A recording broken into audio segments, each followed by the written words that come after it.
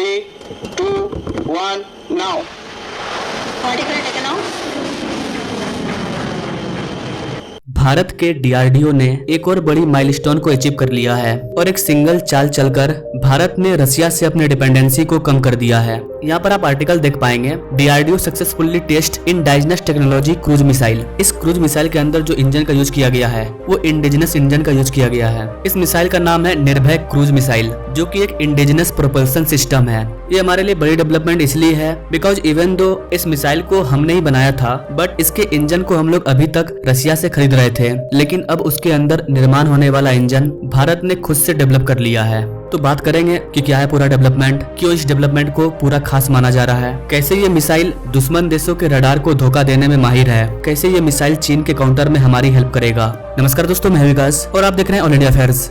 Because this can fly very close to the surface. ये करीबन जमीन से 4 किलोमीटर की दूरी पर भी उड़ सकती है। ड्यू टू दिस रीजन जो सामने वाला दुश्मन देश होता है उसका रडार इस मिसाइल को डिटेक्ट ही नहीं कर पाता है। गाइस, उड़ीसा में एक जगह है चांदीपुर, जो कि एक टाइप का पोर्ट है और वहीं पर से क्रूज मिसाइल का सफल परीक्षण किया गया है। गाइस, सबसे पहले आप निर्भय क्रूज मिसाइल को जान लीजिए कि ये मिसाइल होता क्या है। गाइस, ये मिसाइल इसलिए खास है हमारे लिए क्योंकि ये भारत का पहला इंडिजिनसली प्रोड्यूस क्रूज मिसाइल है। ना अगर इसके कैपेसिटी की बात करें तो ये एक long range subsonic cruise missile है। सबसोनिक का मतलब है कि साउंड के स्पीड से कम। इस मिसाइल को कभी कभी LRLACM भी कहा जाता है, यानी कि long range land attack cruise missile. Cruise missile की सबसे खास बात ये होती है कि ये एक्टिव कंडीशन में मूवेबल होता है। जैसे कि आप यहाँ पर देख पाएंगे, मिसाइल को छोड़ा गया, बीच में पहाड़ आया, पहाड़ से फिर ये टर्न हुआ, फिर टर्न होते हुए अपने टारगेट को जाकर के अचीव किया और दुश्मन को उड़ा दिया। तो कहीं से भी ये मुड़ सकता है।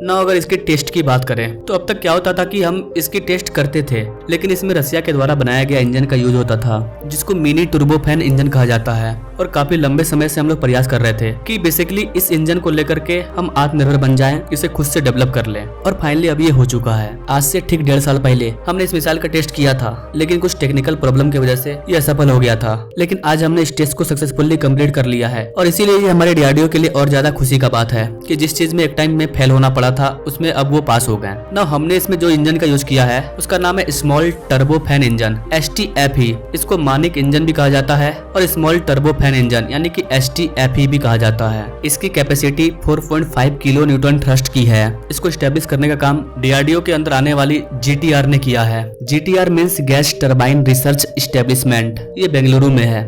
इसके अलावा ये टेस्ट हमारे लिए इसलिए इम्पोर्टेंट है क्योंकि इसी इंजन का यूज हम लोग फ्यूचर में जो हम ड्रोन बना रहे हैं UAV, उसमें इसका यूज करेंगे। और भी जो हम लोग लॉन्ग रेंज के क्रूज मिसाइल को बनाएंगे उसमें भी हम लोग इस इंजन का यूज करेंगे। यानी कि ये जो सफलता मिला है इसका मल्टीपल यूज है। आगे जाकर के इसी पर बेस हम लोग कई चीजों को तैयार करेंगे, अलग अलग ड्रोन, अलग अलग मिसाइल। डेट्स वाई ये कहा जा रहा है कि एक तरफ तो हमने रसिया के ऊपर से अपनी डिपेंड्स को खत्म कर दी इस मिसाइल के इंजन को लेकर के, और दूसरी तरफ मेड इन इंडिया ड्रोन और क्रूज मिसाइल के लिए हमने एक नए इंजन को तैयार कर लिया। वैसे गाइस, आप इस डेवलपमेंट के बारे में क्या कहना चाहेंगे? क्या हम रूस से अपनी निर्भरता को कम करके सही कर रहे हैं? इससे रूस और भारत के फ्रेंडशिप में कोई प्रॉब्लम नहीं होगा? क्या सोचते हैं गाइस आप इस चीज के बारे में कमेंट करें और ऐसे ही लेटेस्ट अपडेट के बारे में जानने के लिए हमारे चैनल से जरूर जुड़े। Now thanks for watching. मिलते हैं वीडियो में एक नई जानकारी के साथ, तब तक के लिए जय हिंद।